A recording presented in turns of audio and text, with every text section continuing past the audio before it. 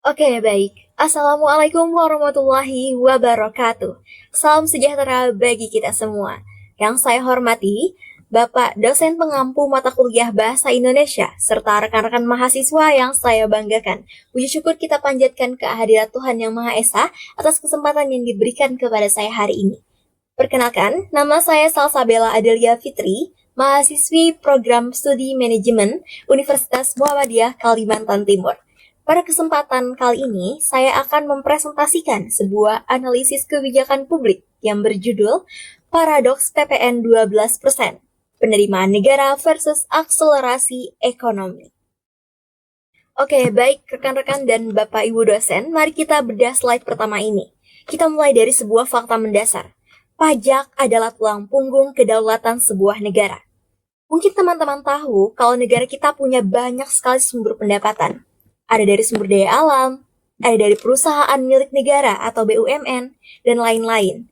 Tapi kalau kita lihat nih, dari postur APBN kita, kontribusi yang paling raksasa itu datangnya dari pajak, yaitu sekitar 80%.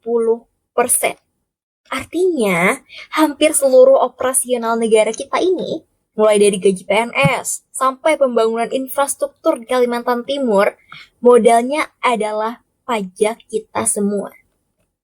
Nah, pajak sendiri kan banyak jenisnya. Ada banyak pajak penghasilan nih atau PPH yang dipotong dari gaji. Dan ada juga pajak kendaraan, ada juga pajak bumi dan bangunan, dan masih banyak lagi. Jadi 80% itu bukan cuma PPN, tapi ada PPH, ada pajak kendaraan, bumi dan bangunan, dan masih banyak yang lainnya. Tapi kenapa hari ini saya secara khusus nih mengangkat PPN atau pajak pertambahan nilai sebagai temanya? Alasannya sederhana. PPN adalah primadona penerimaan negara. Ya, benar. Di antara semua jenis pajak tadi, PPN menyumbang porsi paling dominan, yaitu sekitar 40%. Jadi dari 80% pajak yang menjadi badan dari APBN, 40%-nya itu berasal dari PPN. PPN ini tuh unik karena dia adalah pajak konsumsi.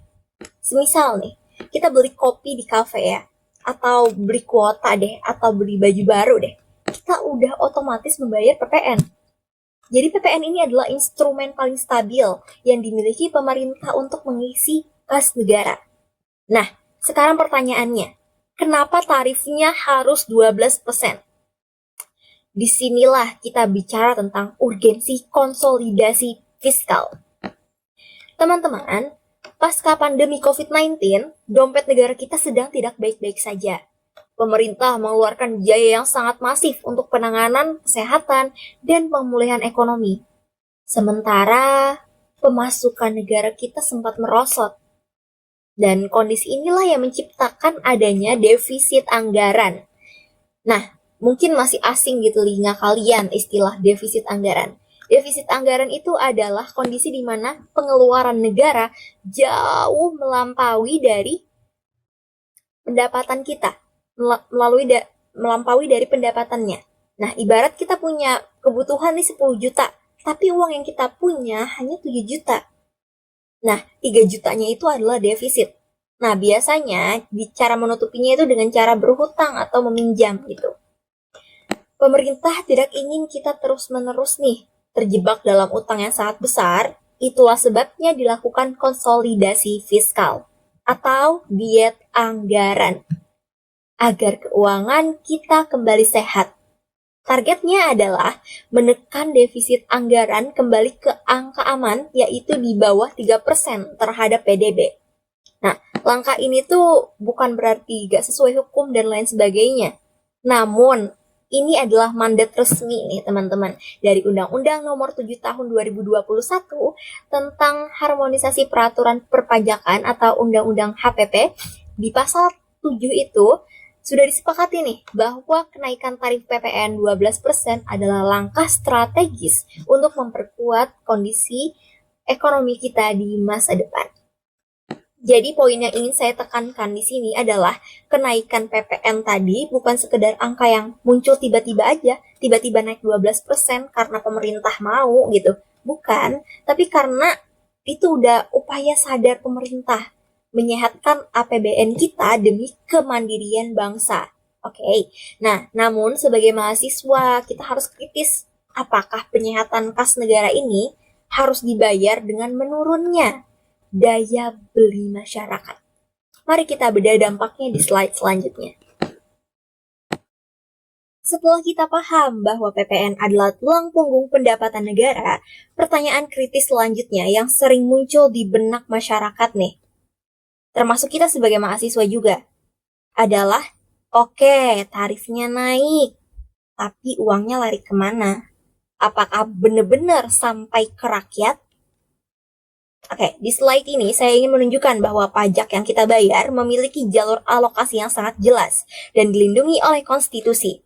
Pemerintah tidak bisa sembarangan menggunakan uang ini karena sudah ada pagar-pagar hukumnya. Nah, pertama dan yang paling utama adalah pendidikan.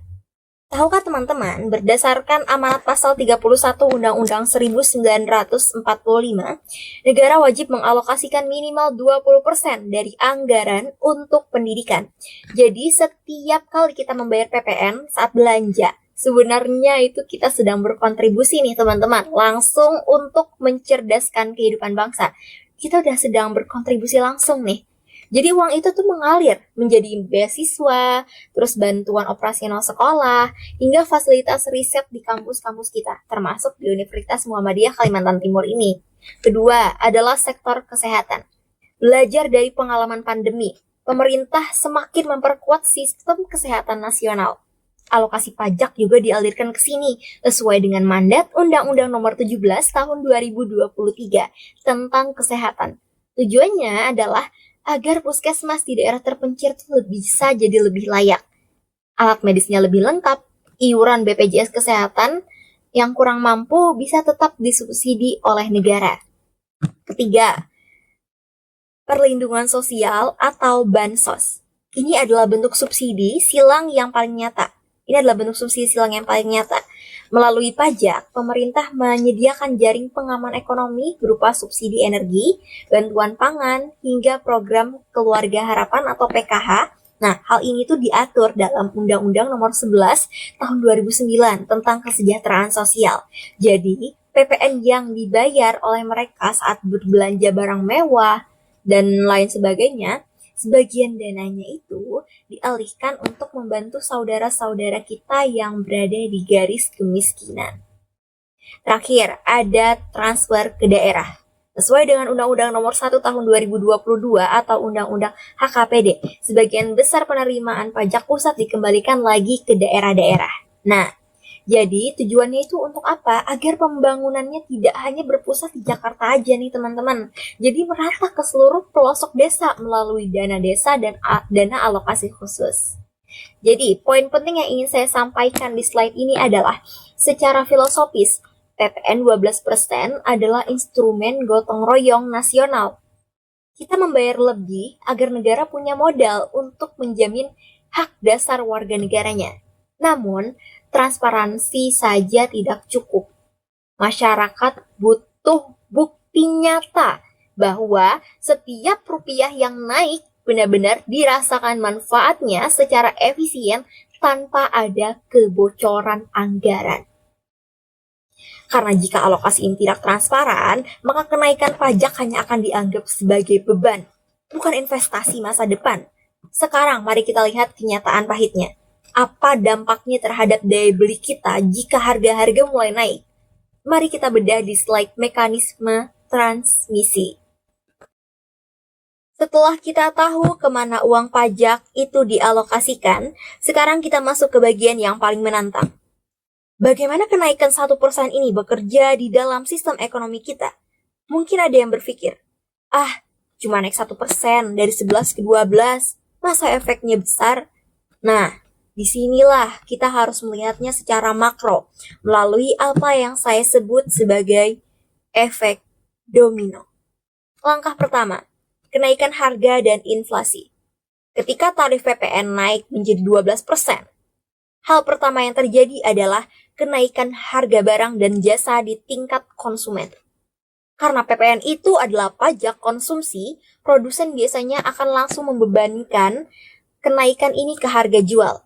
Berdasarkan analisis dalam penelitian Ricardo dan Tambunan, kebijakan ini diprediksi akan memicu inflasi anggaran sebesar 0,97%, yang artinya secara rata-rata biaya hidup kita akan naik hampir 1% karena satu variabel pajak ini.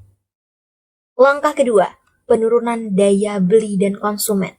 Nah, domino kedua mulai jatuh nih ketika harga barang naik, sementara pendapatan gaji kita tidak ikut naik. Apa yang terjadi? Muncul yang namanya pelemahan daya beli. Masyarakat, terutama kelas menengah, akan mulai selektif nih. Konsumsi rumah tangga diprediksi akan terkoreksi turun sebesar minus 0,26%. Teman-teman mahasiswa manajemen pasti tahu, konsumsi adalah motor ekonomi kita. Jika motor ini melambat, dampaknya akan menjalar kemana-mana. Langkah ketiga yaitu koreksi PDB real. Domino terakhir adalah dampaknya pada pertumbuhan ekonomi nasional atau PDB, produk domestik bruto. Karena konsumsi rumah tangga turun dan aktivitas ekonomi melambat, pertumbuhan ekonomi secara keseluruhan diprediksi akan mengalami koreksi sebesar minus 0,17%. Ini adalah angka yang serius. Penurunan 0,17% pada PDB negara sebesar Indonesia itu nilainya bisa mencapai triliunan rupiah. Inilah yang kita sebut dengan paradoks. Di satu sisi pemerintah menaikkan pajak untuk menyehatkan kas negara, tapi di sisi lain kenaikan itu justru berpotensi mengerem pertumbuhan ekonomi yang sedang kita bangun. Poin penting di slide ini adalah kita harus menyadari bahwa ekonomi adalah sebuah ekosistem. Satu perubahan di tarif pajak akan merambat ke inflasi, lalu ke dompet masyarakat, dan akhirnya kembali lagi memengaruhi kesehatan ekonomi nasional.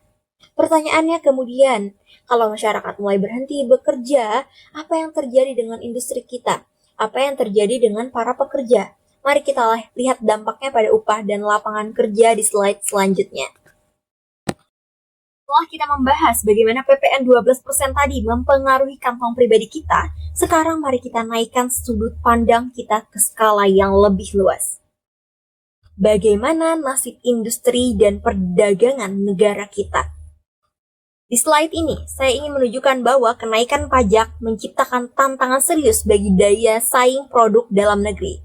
Mari kita bedah dua sisi mata uang dalam perdagangan internasional kita. Pertama, mari kita lihat sektor ekspor. Berdasarkan data proyeksi, ekspor kita diperkirakan akan mengalami kontraksi atau penurunan sebesar minus 1,41%. Mengapa hal ini bisa terjadi? Sederhananya begini, dalam proses produksi barang ekspor, perusahaan membutuhkan bahan baku dan jasa kena pajak. Ketika PPN naik menjadi 12%, biaya produksi atau cost of production di dalam negeri otomatis ikut membengkak. Meskipun ada mekanisme restitusi pajak, kenaikan biaya di awal ini mengganggu arus kas perusahaan. Akibatnya, harga barang kita saat dijual ke luar negeri menjadi lebih mahal. Di pasar global yang sangat kompetitif, kenaikan harga sedikit saja bisa membuat pembeli pindah ke negara pesaing seperti Vietnam atau Thailand yang mungkin punya struktur biaya lebih rendah. Kedua, mari kita lihat sisi sebaliknya, sektor impor. Fenomena paradoks terjadi di sini. Saat ekspor kita turun, impor justru diprediksi naik sebesar 0,85%. Kenapa impor malah naik? Logikanya begini, ketika harga barang produksi lokal merangkak naik, akibat beban pajak dan inflasi, konsumen dan industri di dalam negeri akan mulai melirik alternatif lain. Barang-barang impor seringkali menjadi lebih menggiurkan karena harganya menjadi lebih kompetitif dibandingkan barang lokal yang harganya udah terdistorsi oleh kenaikan PPN tadi. Jika ini terus dibiarkan, industri manufaktur kita bisa tertekan oleh gempuran produk luar nih. Nah, yang ketiga, dampak pada iklim investasi. Semua ketidakpastian ini bermuara pada satu resiko besar nih, yaitu resiko investasi yang tinggi. Investor baik lokal maupun asing sangat sensitif terhadap perubahan biaya. Kenaikan PPN yang tidak dibarengi dengan insentif lain bisa dianggap sebagai sinyal bahwa biaya berbisnis di Indonesia ini semakin mahal. Poin utama dari slide ini adalah kenaikan PPN 12% beresiko menciptakan tekanan ganda. Di satu sisi, produk kita sulit bersaing di luar negeri, ekspornya turun, dan di sisi lain, pasar domestik kita justru beresiko dikuasai barang asing. Impornya jadi naik. Inilah alasan mengapa kebijakan fiskal ini disebut dengan paradoks. Kita ingin menambah modal negara, tapi kita beresiko melemahkan pemain ekonomi kita sendiri. Lalu, jika industri mulai kesulitan menjual barangnya, apa yang akan terjadi pada para pekerja?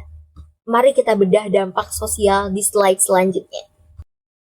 Rekan-rekan sekalian, setelah kita melihat bagaimana industri kita tertekan di slide sebelumnya, sekarang mari kita bahas dampak yang paling dirasakan oleh manusia-manusia di dalamnya, yaitu para pekerja. Kita akan bicara tentang keadilan ekonomi. Di slide ini ada satu angka yang sangat mencolok dan cukup mengkhawatirkan. Penurunan upah real sebesar minus 0,96%. Mungkin ada yang bingung. Salsa, apa sih maksudnya upah real? Kok bisa turun, padahal gaji saya tetap? Nah, disinilah letak jebakannya. Sebagai mahasiswa manajemen, kita harus bisa membedakan antara upah nominal dan upah real.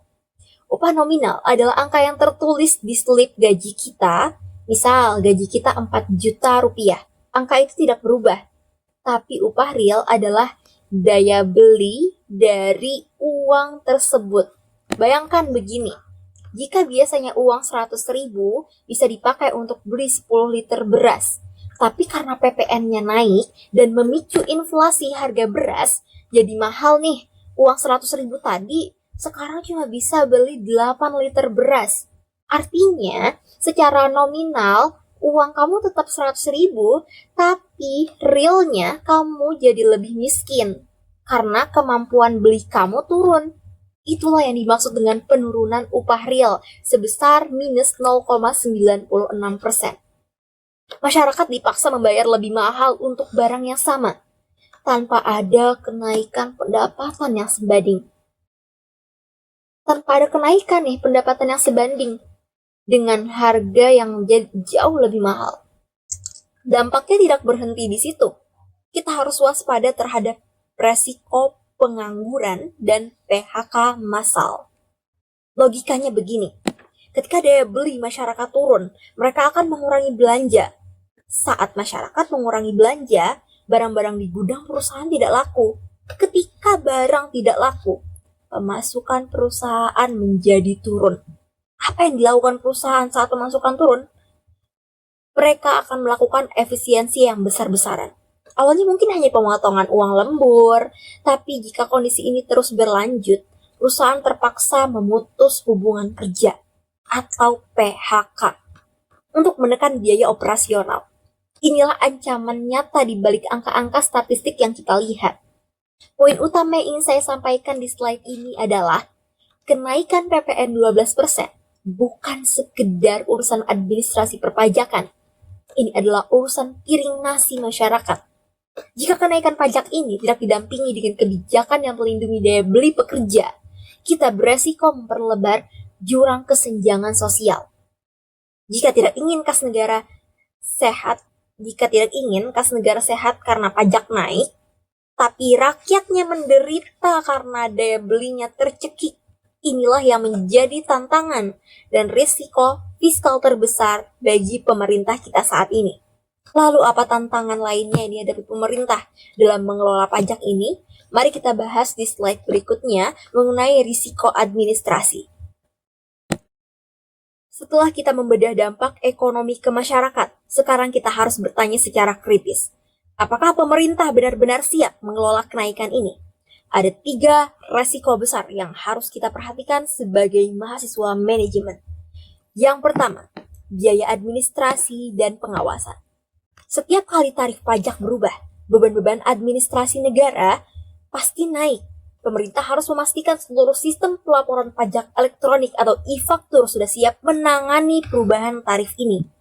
Tantangan terbesarnya adalah mencegah tax evasion atau penghindaran pajak. Ketika tarif naik, godaan bagi pelaku usaha untuk tidak melaporkan transaksi secara jujur juga semakin besar. Jika pengawasan kita lemah nih, kenaikan tarif 12% ini bukannya menambah pemasukan, malah jadi bumerang sendiri karena banyak transaksi yang beralih ke sektor informal yang tidak terpajak. Kedua, komitmen politik dan integritas institusi. Kenaikan pajak ini adalah pengorbanan rakyat. Oleh karena itu, integritas institusi pengelola pajak menjadi taruhannya.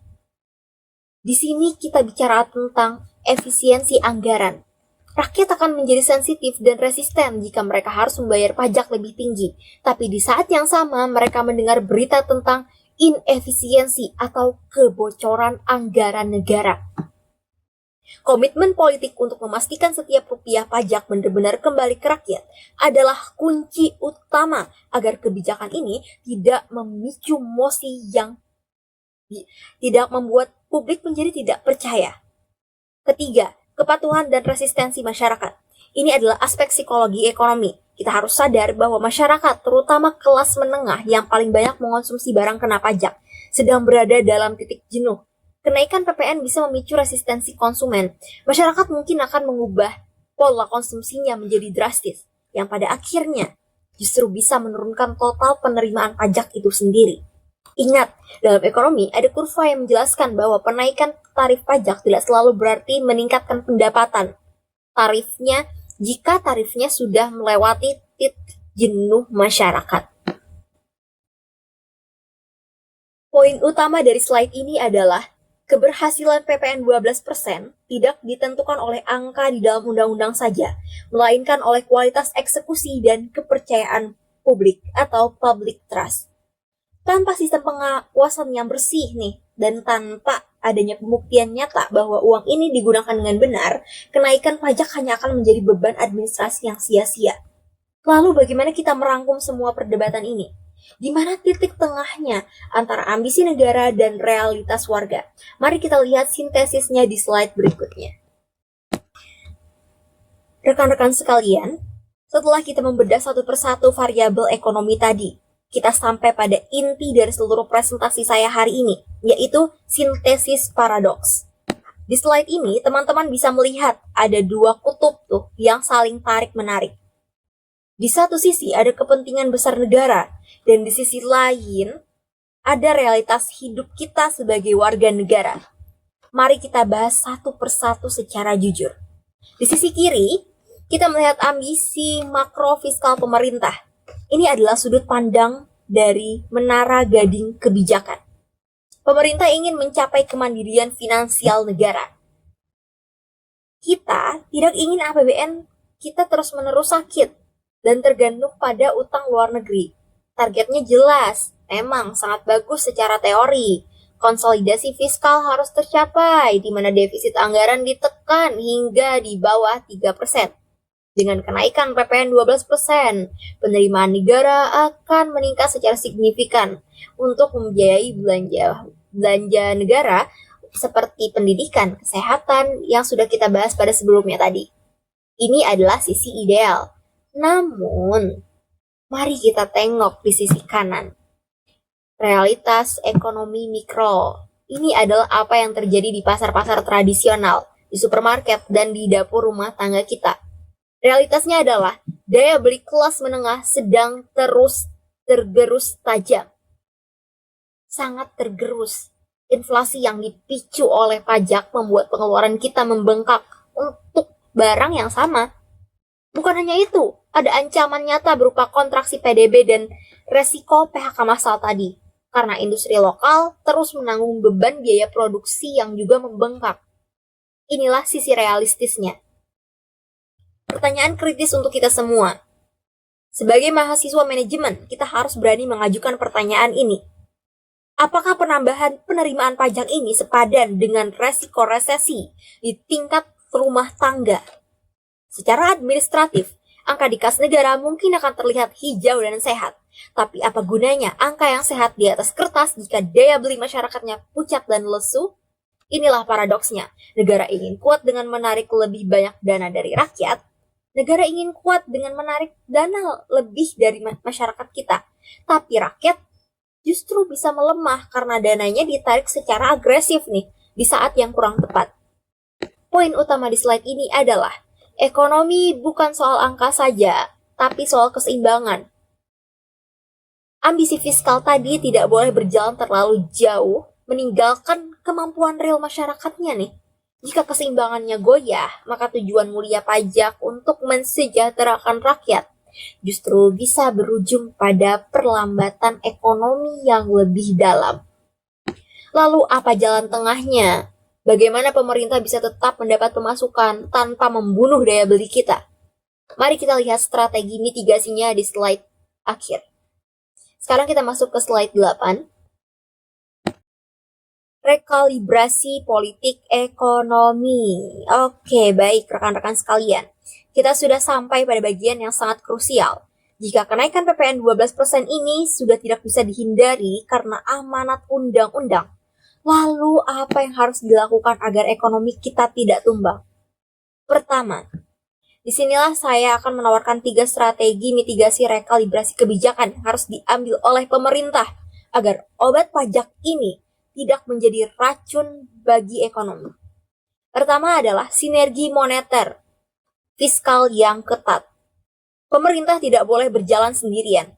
Harus ada koordinasi yang sangat kuat antara Kementerian Keuangan selaku pemegang kebijakan fiskal atau pajak dan Bank Indonesia selaku pemegang kebijakan moneter.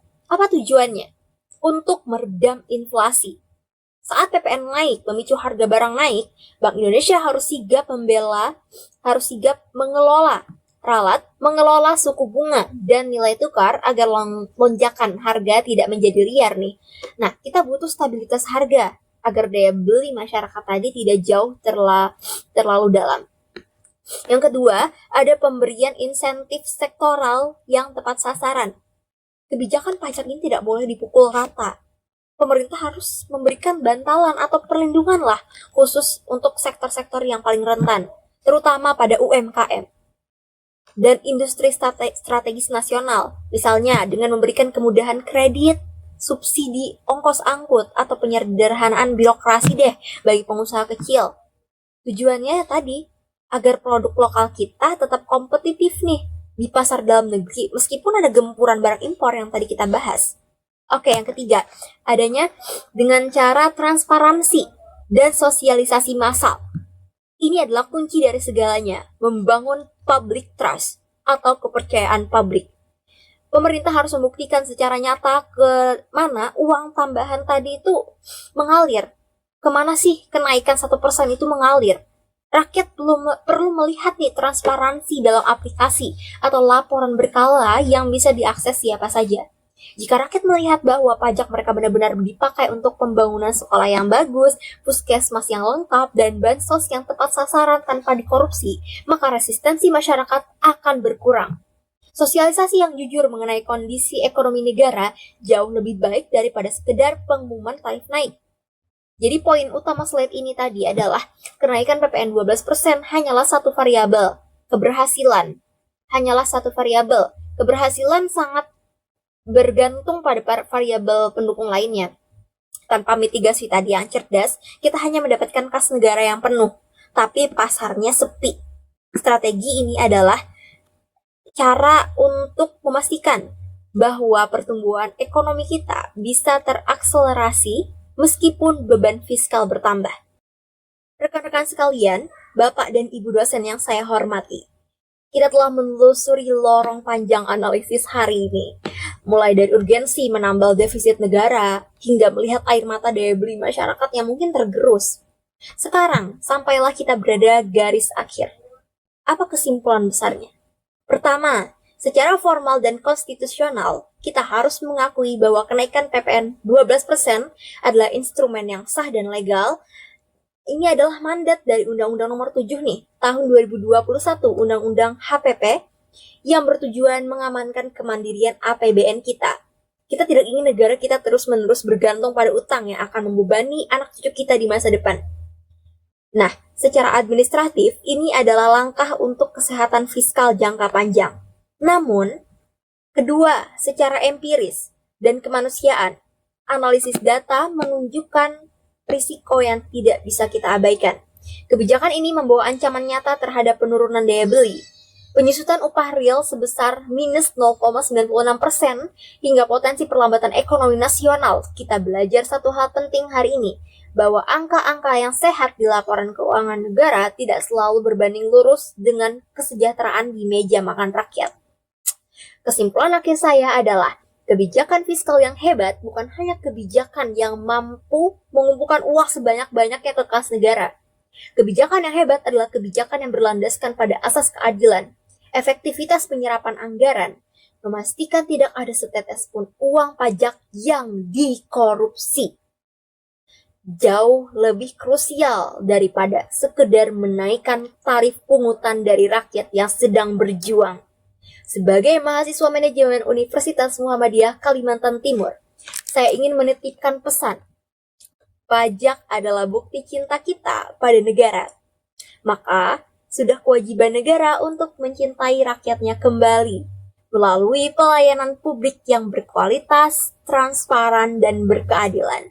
Oke, demikian presentasi dari saya, Salsabella Adelia Fitri. Saya harap paparan ini bisa menjadi pengingat bagi kita semua.